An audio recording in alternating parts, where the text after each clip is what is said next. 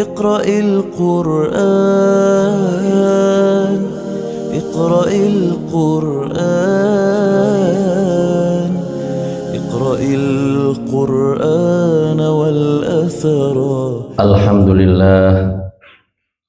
الحمد لله غافر الذنب وقابل التوب شديد العقاب ذي الطول لا إله إلا هو إليه المصير دبر فأحكم التدبير وقدر وشاء وهو على كل شيء قدير وأشهد أن لا إله إلا الله وحده لا شريك له شهادة أسأل ربي لي ولكم بها يوم القيامة أن يجيرنا من نار السعير وأشهد أن سيدنا محمدا عبده ورسوله الهادي البشير والقمر المنير اللهم صل وسلم على سيدنا محمد وعلى آله وصحبه الطيبين الطاهرين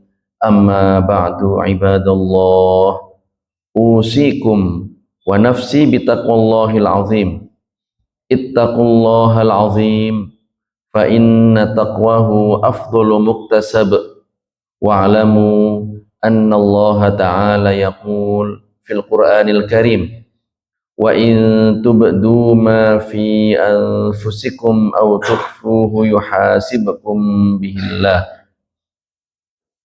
Ma'asyiral muslimin rahimakumullah, mengawali khutbah pada siang hari yang penuh keberkahan ini, khatib berwasiat kepada kita sekalian, terutama kepada diri khatib pribadi, untuk senantiasa berupaya meningkatkan kualitas keimanan serta ketakwaan kita hanya kepada Allah Subhanahu wa ta'ala, satu-satunya Tuhan yang wajib, yang berhak disembah, pencipta segala sesuatu, yang menakdirkan terjadinya segala sesuatu, maha kuasa atas segala sesuatu, tidak membutuhkan kepada suatu apapun, dan berbeda dengan suatu apapun, yang tidak membutuhkan kepada tempat dan arah, serta maha suci dari bentuk dan ukuran. Ma'asyiral muslimin rahimakumullah, Allah Ta'ala maha mengetahui apapun yang terjadi di alam raya ini.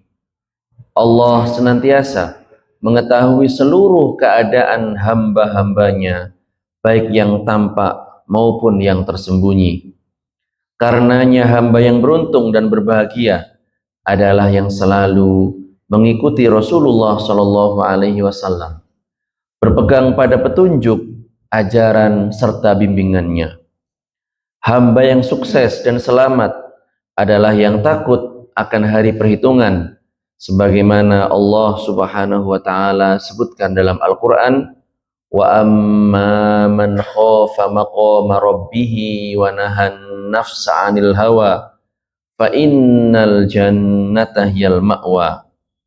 Maknanya, adapun orang yang takut kelak akan dihisab oleh Allah Tuhannya dan menahan diri dari keinginan hawa nafsunya, maka sesungguhnya surga adalah tempat tinggalnya. Wa amma man khafa maqama rabbih, yaitu ia takut akan pertanyaan di hari perhitungan saat ia dihisab dan mempersiapkan diri untuk kehidupan setelah mati dengan menjauhi hal-hal yang diharamkan serta menunaikan kewajiban yang telah Allah Subhanahu wa ta'ala tetapkan atas dirinya. Wa nahan nafsa 'anil hawa, yaitu ia menahan dirinya dari keinginan hawa nafsu yang tercela, yaitu apa yang diinginkan dan dicondongi oleh hawa nafsu yang senantiasa mengajak kepada keburukan dan kemaksiatan yang bertentangan dengan syariat Allah Subhanahu wa ta'ala.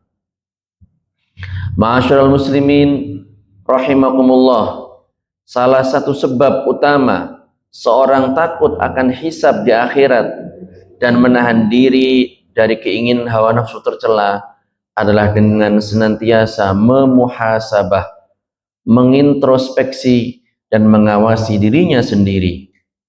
Muhasabah yang sejati adalah muhasabah yang pahit, yaitu berani mengatakan dan melakukan kebenaran meskipun itu terasa sangat pahit dan getir. Sebagian orang ketika mulai memuhasabah dirinya, mendapati bahwa ia telah memakan harta orang lain, ia telah merampas tanah orang lain, atau melanggar hak-hak sesama manusia. Dan ketika ia ingin mengembalikannya, maka terasa sulit baginya, sehingga ini menjadi pahit dan getir untuk dilakukan. Andai saja ia mengikuti nasihat Sayyidina Umar bin Khattab radhiyallahu anhu, beliau mengatakan, hasibu anfusakum qabla an tuhasabu. Hisablah, perhitungkanlah diri kalian sebelum kalian dihisab. Wazinu anfusakum qabla an tuzanu. Timbanglah diri kalian sebelum kalian ditimbang. Ahwanu alaikum fil hisabi ghadan an tuhasibu nufusakumul yaum. Sesungguhnya akan lebih ringan bagi kalian di hari perhitungan kelak jika kalian menghisab diri kalian pada hari ini. Wa tazayyanu lil ardil akbar yauma idzin tu'raduna la takhfa minkum khafiyah. Dan bersiaplah untuk menghadapi hari perhitungan sebagaimana firman Allah yang maknanya, pada hari itu kalian akan dihisab oleh Allah, tiada sesuatu pun dari kalian yang tersembunyi. Hadis ini diriwayatkan oleh Imam Ahmad dalam kitab Az-Zuhud. Ma'asyiral muslimin rahimakumullah. Oleh karena itu, barang siapa yang memuhasabah dirinya di dunia, maka akan terasa ringan baginya urusan akhirat. Dan konsekuensi dari bermuhasabah diri jika kita berbuat maksiat adalah sesegera mungkin untuk bertaubat kepada Allah Subhanahu wa taala. Sesungguhnya manusia di dunia ini senantiasa berada dalam jihad melawan hawa nafsu, melawan setan dari kalangan manusia maupun jin, serta melawan dunia yang fana ini. Dan tentunya sebuah pertempuran, manusia bisa saja terluka, namun yang benar-benar membinasakan adalah ketika ia duduk diam dan malas dari berjuang. Setiap hari begitu kita bangun dari tidur, sesungguhnya kita kembali memasuki medan pertempuran, medan jihad, dan akhir dari pertempuran itu hanyalah ketika ajal kita tiba, bukan sebelumnya. Sebagian orang yang menyangka bahwa ia telah sholat, berpuasa, dan bertaubat kepada Allah, ia menyangka ia telah terbebas dari godaan setan dan selama dalam pertempuran ini. Padahal diriwayatkan bahwa Imam Ahmad bin Hanbal ketika sakit menjelang wafatnya, sebagaimana disebutkan oleh Imam Al-Baihaqi dalam kitab Syu'abul Iman, Imam Ahmad bin Hanbal, beliau memandang ke sudut rumahnya sambil berkata, la laisa ba'du, la hatta amut. Tidak, belum sekarang, tidak sampai aku mati. Saat itu putranya bertanya, wahai ayah, apakah yang sedang terjadi? Apa yang ayahanda lihat? Kemudian Imam Ahmad mengatakan dan menjawab, inna syaitana qa'imun bihidha'i yaqul, ya Ahmad futtani, wa ana aqulu lahu la laisa ba'du, la hatta amut.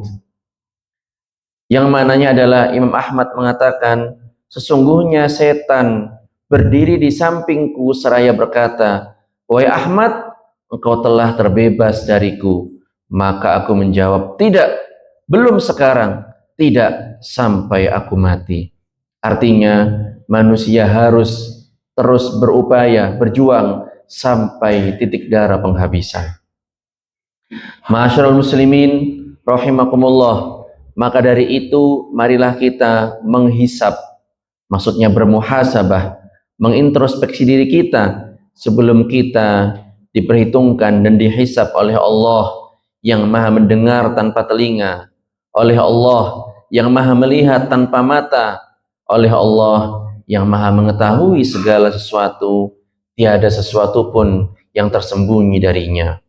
Rasulullah Shallallahu Alaihi Wasallam bersabda, al-kayyisu man dana nafsahu wa amila lima ba'dal maut wal ajizu man atba'a nafsahu hawaha wa tamanna 'ala Allah.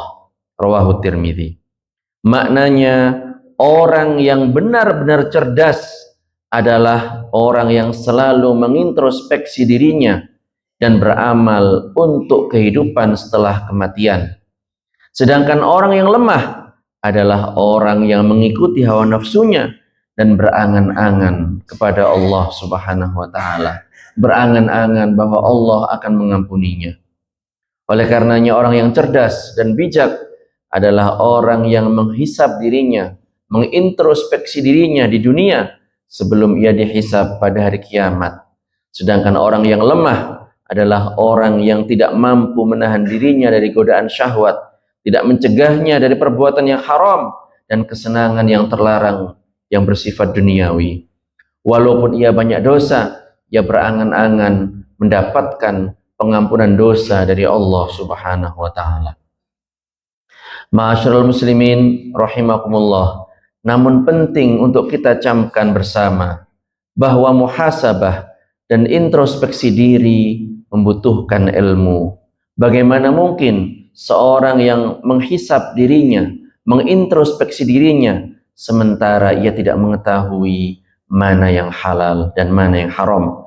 Apakah kita pernah mendengar ada sebuah perusahaan yang menempatkan seorang akuntan yang tidak mampu membedakan antara kerugian dan keuntungan? Tentu tidak pernah. Ada seorang berkata, aku memiliki 100.000, lalu aku melihat seorang fakir minta uang dan aku memberinya 100.000 itu. Kemudian setelah berjalan sedikit, aku menemukan uang 1 juta tergeletak di jalan, lalu aku mengambilnya. Ia berkata, dan tentunya perkataan ini jelas bertentangan dengan syariat Allah. Ini karena aku telah bersedekah kepada orang fakir tadi. Ma'asyiral muslimin rahimakumullah, marilah kita perhatikan, seandainya orang ini memiliki ilmu, tentu ia tahu bahwa dalam syariat Allah hal tersebut dikenal dengan luqatah atau barang temuan, dan tidak boleh seseorang mengambil serta menggunakannya sebelum menanyakan dan mencari pemiliknya sesuai dengan rincian yang telah dijelaskan oleh para ulama. Orang seperti ini, jika ia hendak menghisab atau bermuhasabah dirinya, maka ia tidak akan mampu melakukannya sebab ia tidak bisa membedakan antara yang halal dan yang haram. Benar, ia telah bersedekah 100.000, namun ia telah mengambil 1 juta dari hak milik orang lain. Oleh karenanya, saudara-saudaraku yang seiman, jika kita telah memiliki ilmu dan mampu membedakan mana yang halal dan haram, maka kita akan menang melawan hawa nafsu dan menang melawan setan. Dengan itu Allah Ta'ala akan memberikan pertolongan kepada kita dalam menghadapi musuh-musuh kita. Sebagaimana disebutkan dalam Al-Quran, ya ayyuhalladzina amanu in tansurullaha yansurkum wa yuthabbit aqdamakum. Wahai orang-orang yang beriman, jika kalian memperjuangkan agama Allah, niscaya Allah akan menolong kalian dan meneguhkan kedudukan kalian. Ma'asyiral muslimin rahimakumullah, demikianlah khutbah singkat pada siang hari yang penuh keberkahan ini. Semoga bermanfaat bagi kita sekalian dan dapat kita amalkan bersama. Aqulu qawli hadza wa astaghfirullah li wa lakum fastaghfiruh innahu huwal ghafurur rahim. Ayo ke Syama, pondok penuh berkah, belajar ilmu agama, hidup jadi lebih indah. Kitab suci dipelajari, hadis Nabi dimengerti.